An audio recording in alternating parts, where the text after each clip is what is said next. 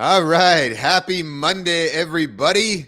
Welcome to another incredible episode of the Gale Show. I'm extremely excited to be here. This is Matthew Brick coming at you from Ontario, Canada. And as always, our host, Mr. Gale. Good to see you, my friend. Thank you, Matthew. It's good to be here. It's been the last few days have been off the charts. Just incredible community coming together around this idea of how do we create the future that we want. And right, that means we got to make some changes. We don't got to, we get to, we want to, we desire to, right? There's no have tos in our world. There's just inspired action. So I'm very excited about our guest today because he's on the same path as we are. Matt, how you doing today? Just lovely. We're getting started here in Missouri with our spring installation season starting today. So you're catching me at an exciting time. Wow, in Missouri, you're late February, you're already installing. Starting tomorrow, yeah. Sweet. I know. Yeah, we're not planting things yet, but we're getting landscapes built out and starting with groundwork. You know, the ground isn't frozen, so there's work to be done. Yeah, whenever the ground is able to move, we can move it. That's beautiful. So what are you doing? What kind of specific things? Is it for your homestead or for some? Who's it for? Yeah, so I own and operate a business called Custom Foodscaping, and we are an edible landscaping company. Basically, we design, install, and maintain food-producing landscapes, everything from kitchen gardens to larger food forests and kind of everything in between. We work with schools and restaurants and homeowners, and basically we have a crew of about 10 people who we keep busy doing all that work that I just described here. So that's kind of what keeps me busy, and that's what we're getting started with here this week. So I mean, removing grass, getting new landscapes putting in a rainwater harvesting system this week for a client, and getting vegetable gardens built out. We build out a lot of vegetable gardens out of local cedar. So now is the time for us to get those installed and set up, nice looking pathways and drip irrigation for everybody and that kind of stuff. So before gardening season gets into full swing, this is prime time for us. Oh, that's fantastic. How did you move into the foodscaping and growing food? Oh, I got on this path. I mean, there's kind of two ways. Like the first path is kind of in college as like a seeker and trying to figure out, all right, there's all these wrongs we need to right in the world, right? And so many ways to make the world a better place, but where do I fit in?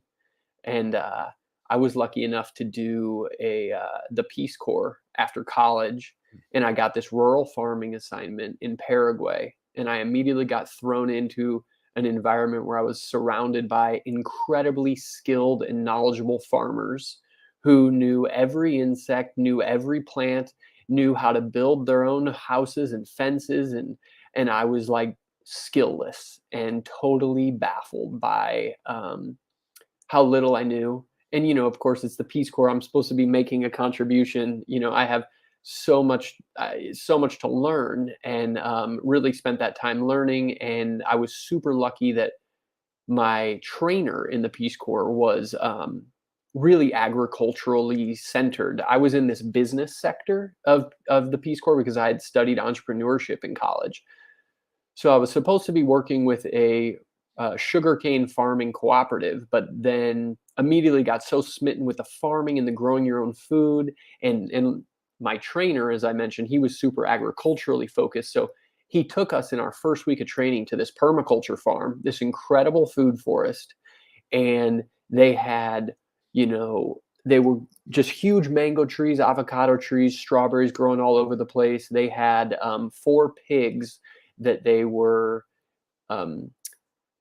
using all the manure for to feed a biodigester that provided all of their cooking gas and all the heat that they needed. And when I saw that they would just spray the hog stall out and then heat the house with that and heat their oven, I just was like mind blown.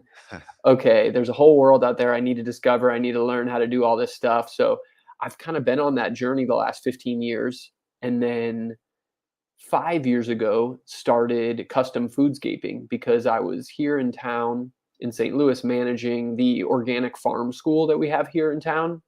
It's a 14-acre organic farm school in Ferguson, Missouri, of all places. So it's a really unique place. And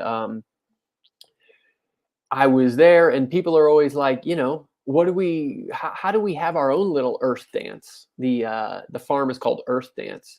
So after years of people saying, can you guys come to our house and like help us set up our own little thing like this? Eventually it was time to close that chapter and start an edible landscaping business because, I'd always been so smitten with more of the Paraguayan model that I had witnessed, which was, in Paraguay, all my neighbors, while not financially rich, were rich in many other ways because they all had mango trees and guava trees and every citrus tree, papaya, like where you're at, Jim.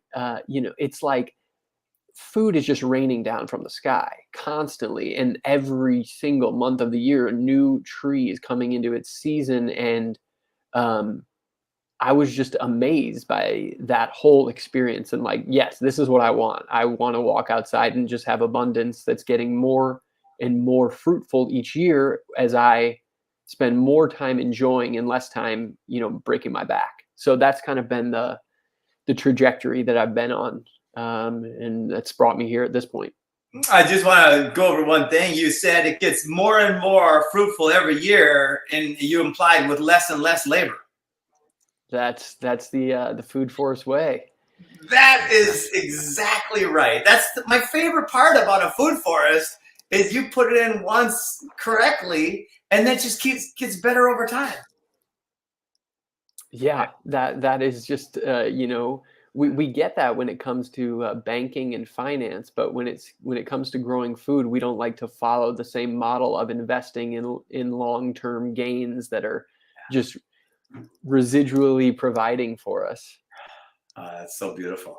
God. Well said there.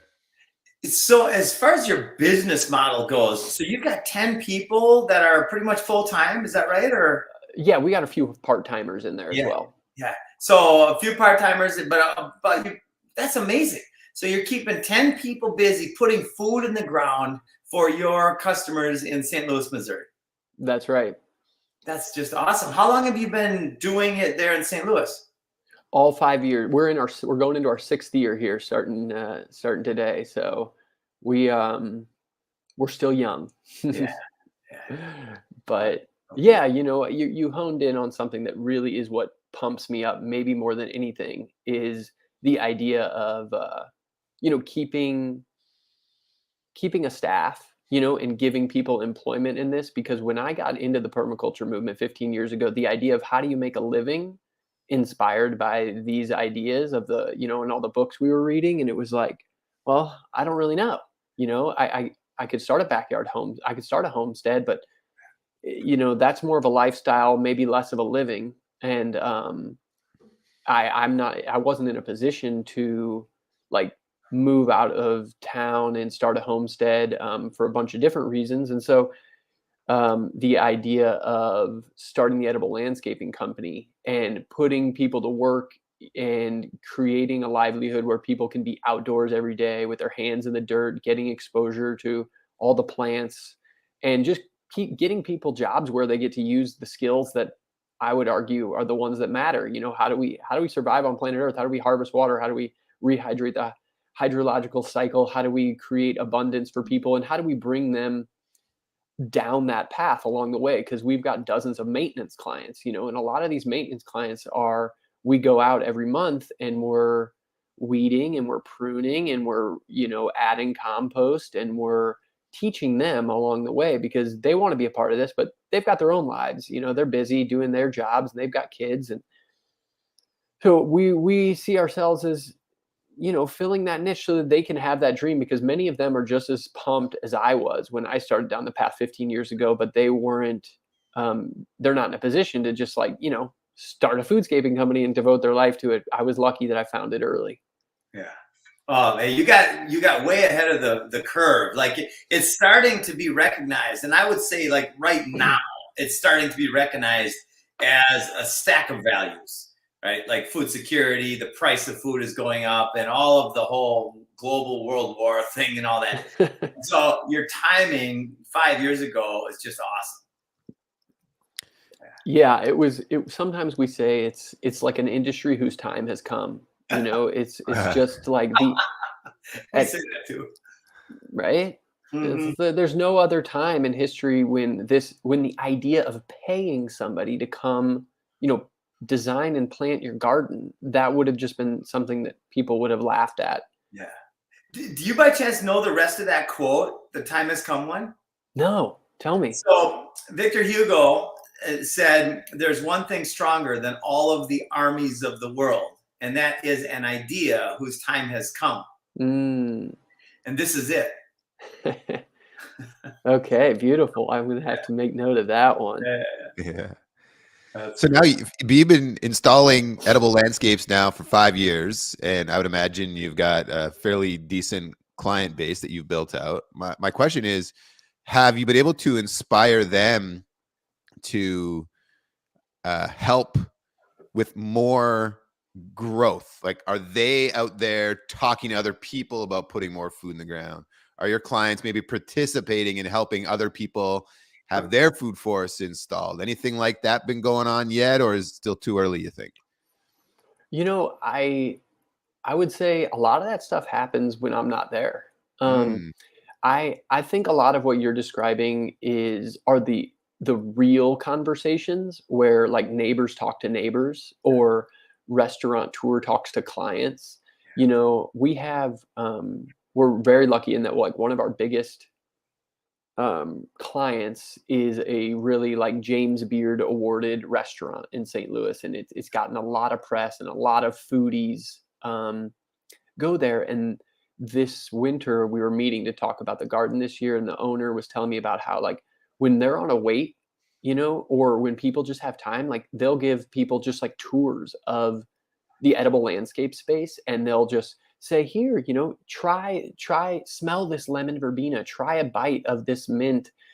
We grow in that particular landscape, there's a lot of edible flowers, and there's a lot of herbs because it's very chef driven. And there's funky fruits like jujubes and that are featured in the landscape. So people have this whole experience. And personally, like I think the value of that is impossible to calculate, right? It's the domino effect goes on and on and on, each one teach one.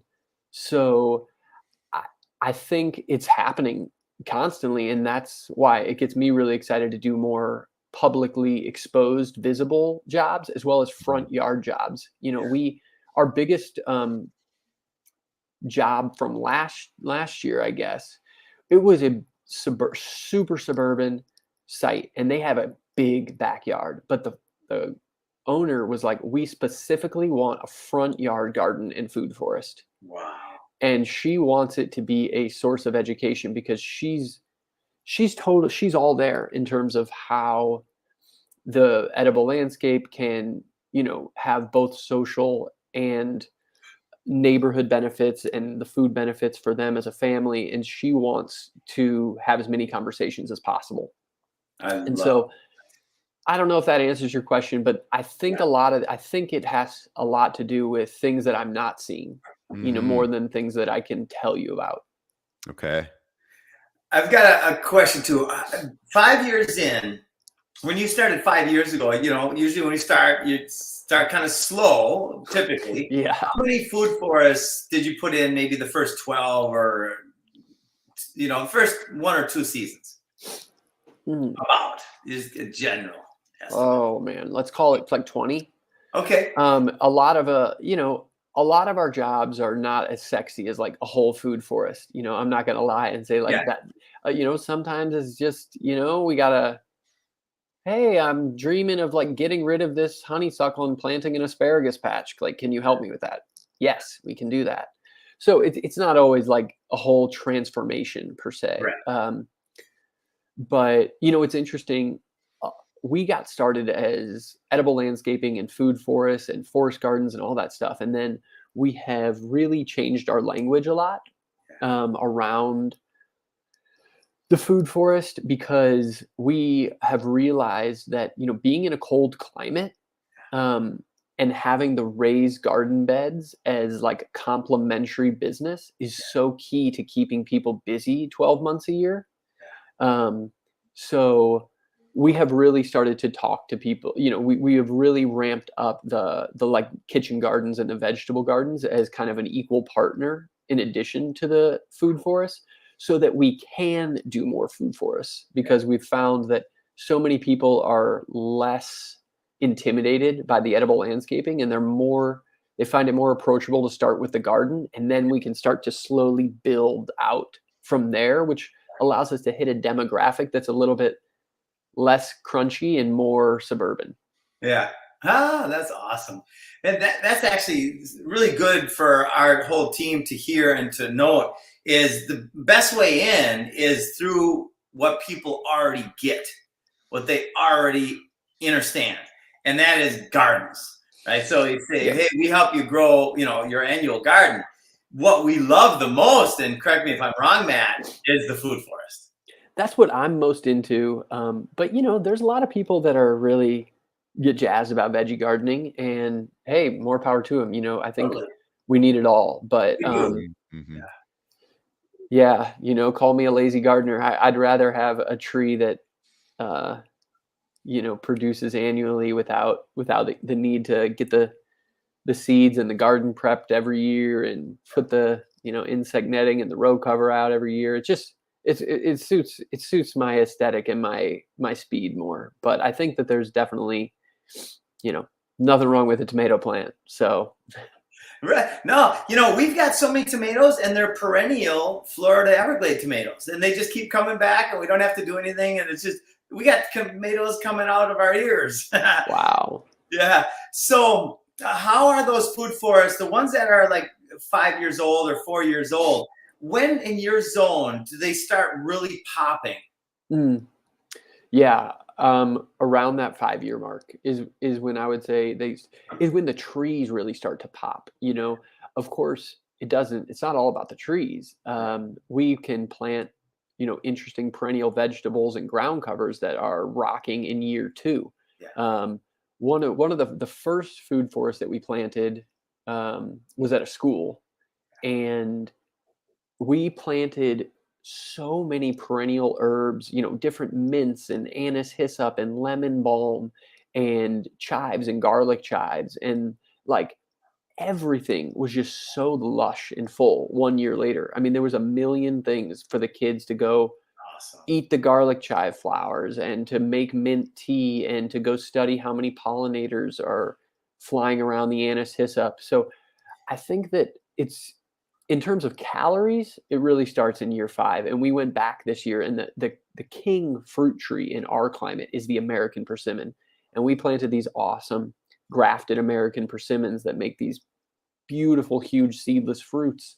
And this 5th year was the first year that the trees were loaded, and we had a chance to just see, wow, and at that point the Asian pears and the apples had already started fruiting really well too. But when the persimmon starts to fruit well, it's kind of like, all right, we've arrived.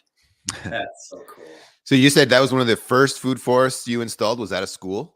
Yeah, we were. Can you speak on the impact that's made for the kids and the community from installing at a school? I would love to. Like I said, it's just not the role that I play. I mean, so I can tell you, Lynn, who is the sustainability coordinator at this school, I mean, she said like things that like just brought me to tears. And the things that she shared, she doesn't realize how profound they are for me. So she just shares them very matter of factly. But she was like, the last time I was there with the persimmon, she was like, oh yeah, the 2nd graders came out yesterday and they all harvested apples, and then they made applesauce. And I'm like, what? Lynn, like this is huge, to me that's just like a massive thing. But because she's a teacher who like sees it every day, and it's just a part of the fabric of working there, it's not, I don't think they realize how big these moments are for like people like me, because this is what we do it all for. There, but so many fun stories. I mean, that at that particular school, we did strawberries as a ground cover around a lot of these young trees and shrubs, and I mentioned some of the other plants, but the strawberries really took over, and as strawberries do, and they had so many strawberries that they opened it up to the community outside the school, and they said, like, come, you pick strawberries. And for 2 years they had this before the trees got bigger and started to kind of shade them out more. But I have pictures of like dozens of people out there with buckets picking strawberries. Wow. And that was really magical to see. And there's all these pictures of little kids out there picking strawberries. If one little kid is out there picking strawberries, that's it for me. Like, that is all I need to feel like we met our goals, because I didn't have that as a kid. Nobody took me out to like the school in the neighborhood to go pick strawberries and raise my consciousness that was even possible. No. I had to do one of these crazy things that so many of us do, like go do the Peace Corps in Paraguay, just to realize that you can plant a garden in your backyard. Wow. Like, I can still remember picking raspberries from my late grandparents' house as a kid. They had raspberry bushes, and I still can vividly remember picking them from their backyard year over year. And yeah, what an experience for children to have that at their school. Yeah. Can you tell me the size of what you planted at the school? Like, how big was it roughly? It was, so we called what we planted a linear food forest. It was on a pretty intense slope.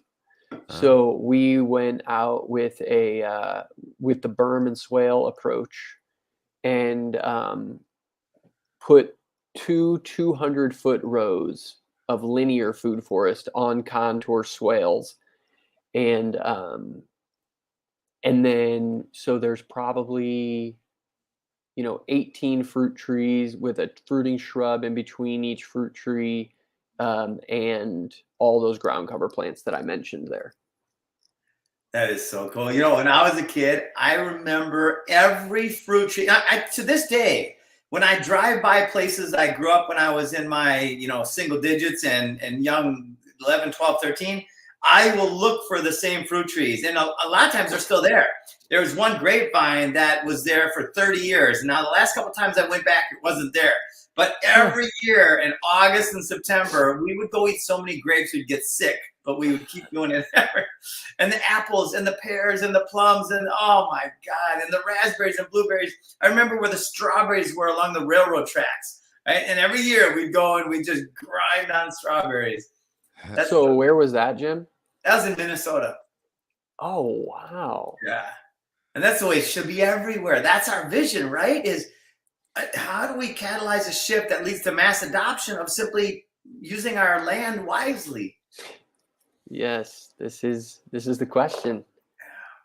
Yeah. Yeah. And then where were you, Matthew, with all those? I was in Canada. You were in Canada. I'm still in Canada. Yeah. That was Niagara Falls area. So Niagara Falls, when I was a kid, this was, I was born in 79, and my parents both grew up there. That was orchards and vineyards, basically from Niagara Falls all the way to Toronto, which back then they didn't have the major highways. So that drive was, 2.5 hours ish. Fields, right? Orchards, just massive amounts of orchards. Now it's almost all city. So it's all been taken away.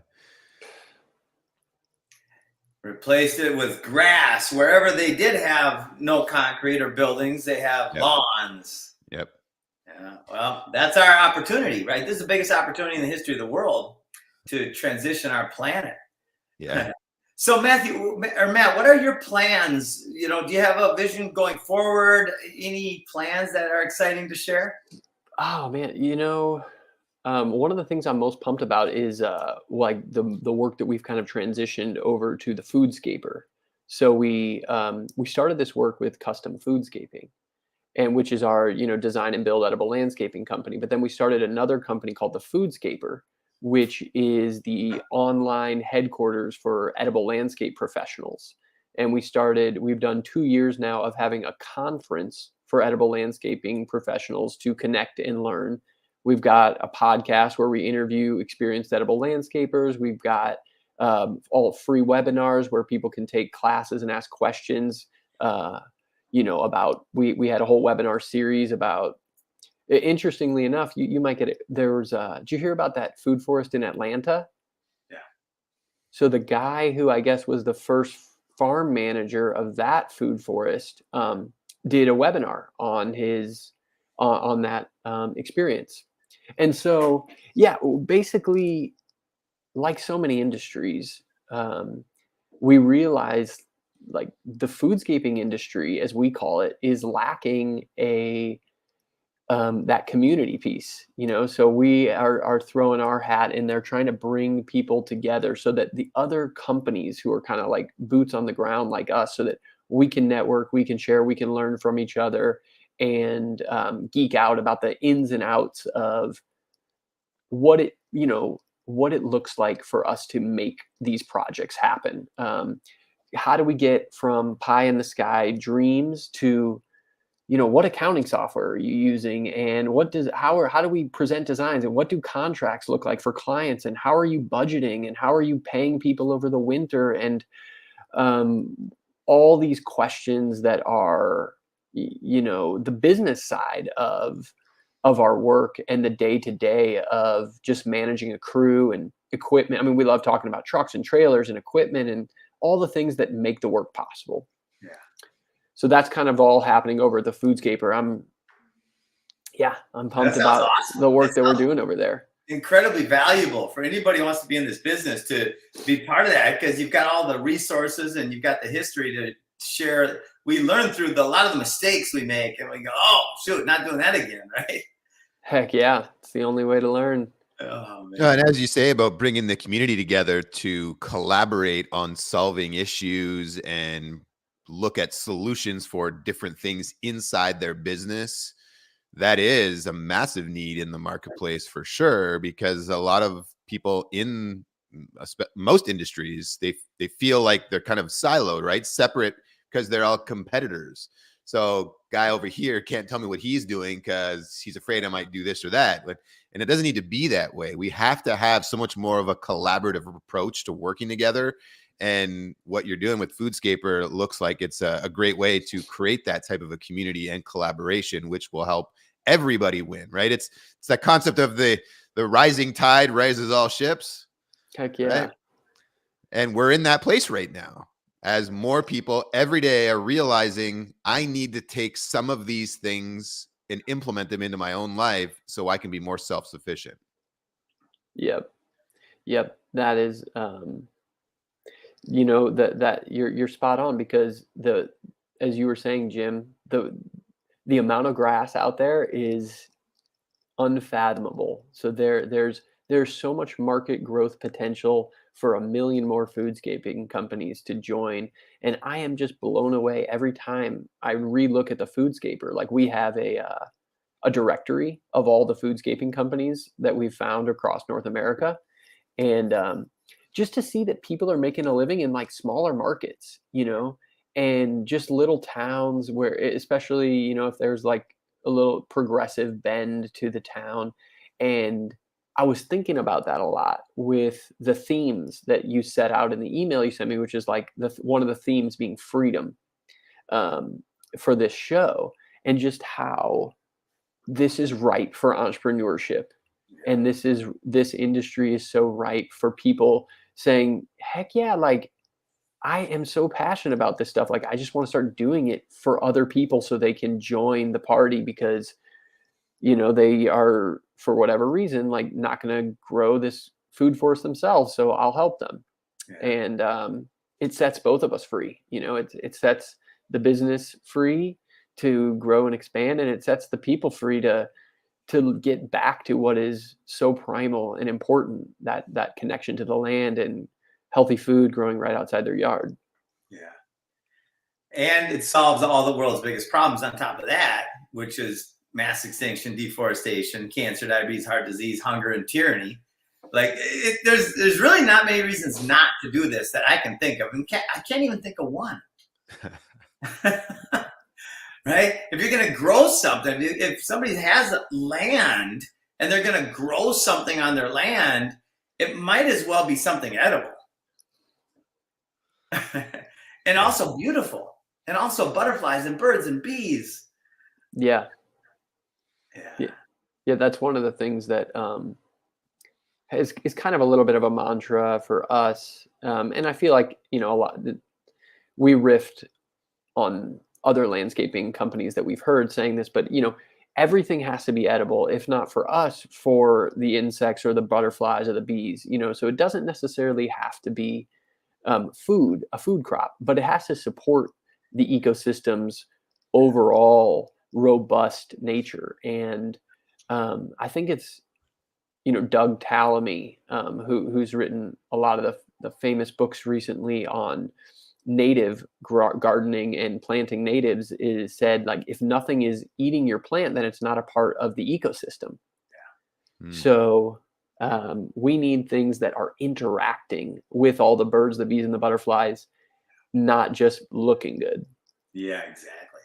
And then when we start realizing what the lawns are doing to our society with the poisons and pesticides and chemicals, and just we start seeing it from a different perspective, a true perspective that, I would rather see 50 colors than one color. I would rather see 50 variations of size and shape and diversity than one shape.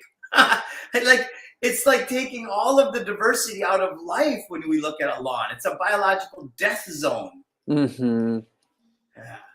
Yeah, but so many people look at the diversity of a food forest and they get overwhelmed because they've been deprived of the knowledge to see what these plants are, observe their gifts, and know how to manage them in a way that will keep the symbiosis of the whole system.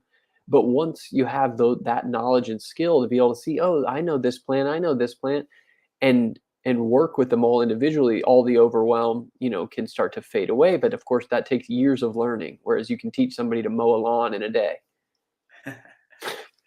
Yeah, and I also so what I experience is the exact opposite of overwhelm. I experience pure joy, and so do most of the people that I work with. When they go into a food forest, they feel the opposite of overwhelm. They feel home for the first time. People crying all the time at Galt's Landing. We're building a completely off-grid community that produces all of its own food, water, and energy. And when people visit, they get tears in their eyes. They feel home for the first time in sometimes decades. Yeah, I love, and that's probably because, if I had to imagine, it's because they feel supported. They feel like they have, there's a team and there's knowledgeable people around, and they know that it's not up to them to make all the management decisions around, how to manage that landscape. I guess I say that because I think with our non-community way of living, and everybody with their own yard and everybody has to manage, I think that's when some people could be like, well, if this food forest was just purely on me, it could be a lot. Or what if I can't hire, help of knowledgeable people? But I mean, it sounds like such a beautiful experience with what you're sharing, of people feeling like, this is what I've been looking for. Right. And I want to go back to the design and the installation aspects of it, because there are many areas of our food forest. In fact, I did a video the other day, and I was basically detailing the amount of energy, the amount of effort that I had to put into managing and maintaining the food forest. And it's 5 syntropic rows, and they're about 100 feet long or so each. And I was basically on camera, and I was saying, okay, and I was showing the food forest. I was saying, the only thing we have to do to maintain this food forest, or at least the only thing we've done in the last 6 months, was to mow the lawn in the middle of the rows. So you're implying that there's management issues. I see the lawn being way more energy intensive than the food forest. Yeah. I guess I'm saying I would push back there. In my experiences, our food forests, you've got to know the plants and what's going on. We have weeds coming up in even the most densely planted food forest, there are weeds, some of which are invasive in the sense that they are going to spread all over the place and start to choke out the important plants that we've planted. Some of them, if they are left to go to seed, if you don't get rid of them and then they go to seed and spread all over the place, it's going to seriously hinder yields and the ability to enjoy the fruits of the labor. Things like knowing how to properly prune plants, so that they maintain their health and their vigor, and identify diseased plants to cut them out when they need it. Keeping up with, chop and drop for plants that are leafy crops, chopping down nitrogen fixing plants when we want them to also be chopped and dropped at the right time and release nitrogen into the soil. Not to mention the harvest, which I tell people, that can be significant on its own. Just the amount of time you spend harvesting can be a lot at some point. So I guess I don't tend to tell clients that there's nothing to do. Because certainly when we show up for these maintenance visits, there seems to be plenty to keep us busy. Yeah. And we don't say there's nothing to do, but also relative to the hours that they're already spending, like people go harvest now by going to work, making money, then they go to the store and they spend the money. My message is, if you take that same amount of energy and you put, in fact, a fraction of that amount of energy into loving your food forest, you're going to get a much higher yield than the time and energy spent making money and then going to the store. Not to mention, it's going to be a better product when you eat it, which will produce more energy there as well. Yeah, totally. But I mean, I would never argue with that. We have our energies are completely in the wrong place in terms of we're getting nothing out of the grass and we're getting so much out of the food forest. So we may as well put our energies into the right thing. I guess I'm just thinking about like your raspberries, Matthew, right? So raspberries, we plant a heck of a lot of them, right? And they need summer pruning. Okay. If they don't get pruned in the summer, they will tip layer and they will root back down into the ground and they'll spread into other areas of the yard. And we're not talking about expansive landscape. So we need the raspberries to stay in the intentional raspberry patch that we planted. And then when we prune those raspberries in summer, they branch out and they make all these lateral branches so that those can become fruiting buds. And then at the end of that year, all those branches are dead. Those second-year floricanes are now dead, and they need to be pruned out in the winter to make space for the new primicanes.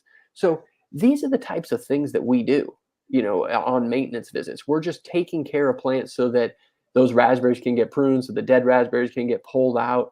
And yeah, I mean, it takes time, but heck yeah, I mean, I wouldn't rather be spending time doing anything else. Right? And that's for my personal experience, it's not a time expense or liability. It's a time asset because I love it. We had a couple rows, different rows that we put in, maybe it was 2 years ago now. And once in 2 years, it was a big weeding.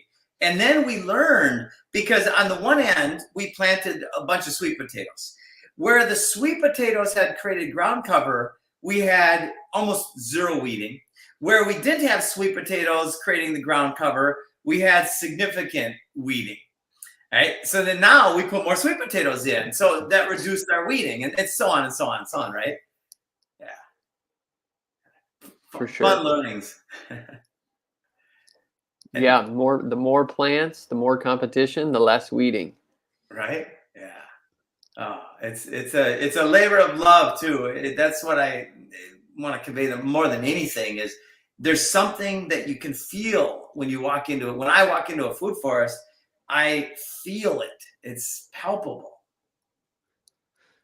At the Foodscaper, I noticed you guys also have a permaculture design certification. Yeah, this is our first year offering that. We've teamed up with Midwest Permaculture, And Bill Wilson at Midwest Permaculture, I mean, he's a food forest fanatic and an incredibly learned guy. He's designed, I'm sure, hundreds of food forests for homesteads at this point. And he's taught hundreds of PDCs. Mm. And so we're bringing him into St. Louis to help bring more of that permaculture design course energy to the St. Louis region, because we've actually been lacking that quite a bit here in town.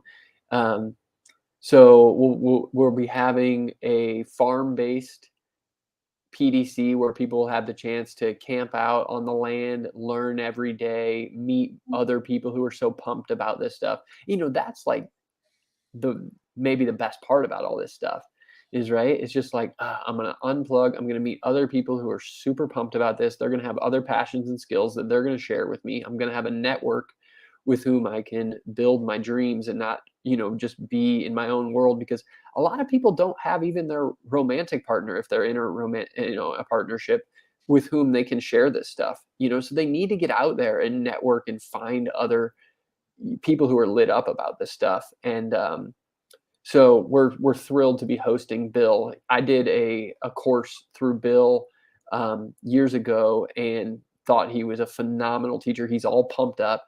He calls a lot of what you're talking about here, Jim, like the juice, like the good stuff, the stuff that's just gonna get the download and get everybody jazzed, and the undeniable truth of abundance and what is truly speaking to our hearts and to the ecological solutions. Yeah. Oh, that's fantastic. And you mentioned too that you have kind of a maintenance routine. And by the way, I do not at all want to discount the value of a maintenance routine. We have a maintenance routine in our rental house here. The difference is it's all ornamental plants. So having that maintenance routine is a great value. Like you said, those raspberries can turn out and they can boom. But with two prunings a year, which probably takes on a hedge of raspberries 30 feet long, it probably takes, how long would it take to do that?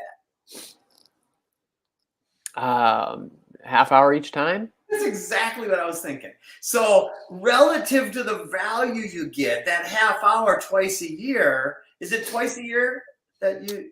Yeah. Okay. That's incredible. You just spent an hour a year. Now you hired somebody out, you might have paid $50 for the hour, whatever. But relative to the value of all that fruit and food security and beauty and joy, it's just an incredible investment. We got to get more and more people on board here. Yeah, we do. That's for sure. Wow. Well, thank you so much, Matt. Matthew, any more questions for Matt? No, I think that's good for right now. It's been awesome to chat with you and get a little bit of history. Well, maybe Paraguay. I would like to know a little bit more just from your thoughts about that experience. It's I live in Canada. You guys are in the United States. I'm sure all of us would have a similar vision of that country. I haven't been there, but like less developed than what we have here. But the one thing that you said they definitely have a drive and passion for, and probably a better scenario is that they grow their own food locally. So like when you went there, what did it kind of like, wow, open your eyes to and make you really think about integrating back into your own life? I think it was really just the two of the things that I mentioned before, which are the idea of being rich in skills and rich in even a lot of the people where I was, were rich in land. I mean, they didn't have like huge farms, but even just to have like a few hectares. And these are people with very, very low disposable income, but their ability to, plant yucca and grow mangoes and have some, a flock of chickens that's just eating all the falling fruit all over the place. And, nothing gets wasted. Any large amounts of rotted food goes to the pigs. And maybe, if they're really innovative, they're using all that pig manure to feed their biodigester and produce cooking gas. So I think the ingenuity of more of a low-tech lifestyle was really what just got me really inspired. And So Paraguay is unique in that it is still pretty darn rural. Yeah. So many, for those that don't know, Paraguay is in the middle of South America. It's the only landlocked country, I think, beside Bolivia. And it is, because it's landlocked, it can't really export much. It gets really bullied by Argentina and Brazil, who have similar climates and can grow a lot of the same stuff. So it's it can be a challenging place to compete in the global marketplace, which I think has helped them be a little bit more self-sufficient. And seeing that, it was just, yeah, incredibly inspiring to me to see. I mean, even just I think the most profound thing is just the basic thing of, yeah, like I'm just going to plant some fruit trees around my house, especially a mango, which is the most important, fruit tree down there. And how you're not some back to the lander, you're not crunchy, you're just like a person who wants to live on planet Earth and eat every day. If you plant some fruit trees, it's just the most normal thing in the world. And getting to a place where it's just normal for us in this country to want to have, in where I live, like plant some apples and some pears and it's a pie cherry and a service berry and some raspberries and blackberries. Just planting those things doesn't make you some back to the lander hippie. It's just like, yeah, why wouldn't I? This is so obvious. And I think that is kind of like the guiding voice in my head is, how do we get enough of a culture shift to where that is possible? Yeah. That's the question that we are finding the solution for. We are not only finding, we're designing the solution to that, the answer to that question. And how we're going to do it is, the solution to all the world's biggest problems is permaculture, which is nature, right? It's designing nature to be productive to the max.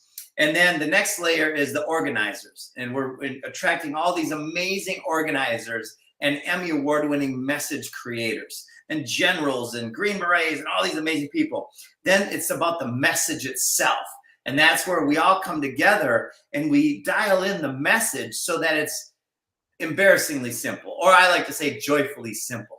And then we go to the influencers. And now just in the last 2 days or 3, all these people have been talking about permaculture because of a couple shows that we've done lately that we're not even there. They're talking about permaculture. It's happening exponentially right now. It's exciting. That is really exciting to hear. Yeah, it's going to be a busy year. Thanks for spreading that word. You too. Thanks for putting in pieces of the freedom puzzle. Awesome, Matt. Yeah. Well, thank you so much. Matthew, anything else? No, that's it, Matt. Thank you so much for your time, and keep Jim in mind for your next Foodscaper conference. We'd love to have his presence there if you guys are looking for more great people to participate. That would be awesome. Yeah. It would be fun. And it was one of our partners who actually recommended you guys. So it was great he does work with us in Jacksonville, Florida. Oh, okay. Yeah, cool. Josh Rosenberg. Oh, neat. All right. Yeah, mentioned you and made the introduction. And then I actually went on your site and submitted Jim to speak at the event. But you guys had already been full. So yeah, that's how we ended up here. Next year. Yeah. Love it. Yeah, put them on the list. Yeah. Awesome, man. Well, keep doing what you're doing. If there's anything we can help with or any way we can collaborate, let's design it in and change the world. Yeah, I think we should continue the conversation. I think there's definitely some stuff that we should do together, support each other. Lots of great opportunities. We know there's so many people that want what both of us are doing. So let's figure out ways that we can support each other and grow our impact. We'd love that. Awesome. Thank you, guys. Thanks, everybody, for tuning in. And I'll play a couple ads. You guys are welcome to hop off, and we'll have an amazing day. Everybody. I'll see ya. Thanks, Matt. Hope everybody had a fantastic time enjoying this episode. We'll play a couple quick advertisements from our sponsors and let you get on your way. At Weston A. Price Foundation, we're dedicated to restoring nutrient-dense, farm-fresh foods to the human diet. We look to ancient food and health practices for clues on how to live our healthiest, most vibrant lives today. Join the mission and check out our exclusive membership details at westonaprice.org. As a member, you'll receive our quarterly journal on wise traditions in food, farming, and the healing arts, our annual shopping guide, monthly access to private Q&A sessions with experts, consultations on state laws, regulations, and policies, including food freedom legislation, and so much more. Weston A. Price Foundation. Let's return to wise, traditional foods.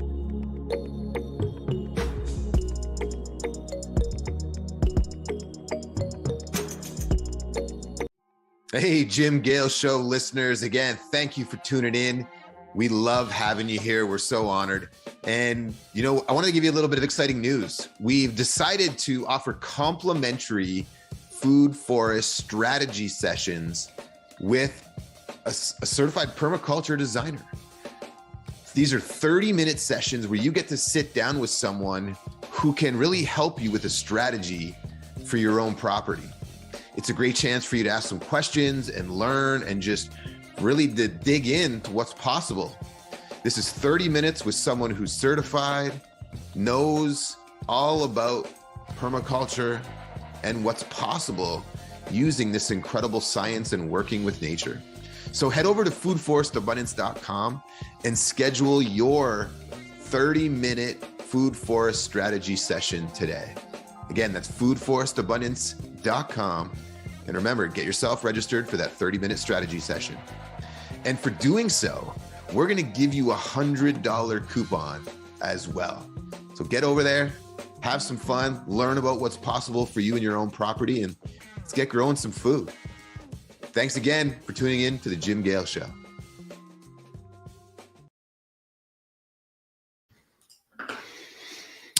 Thank you all for tuning in. We'll be back tomorrow and look forward to talking to you.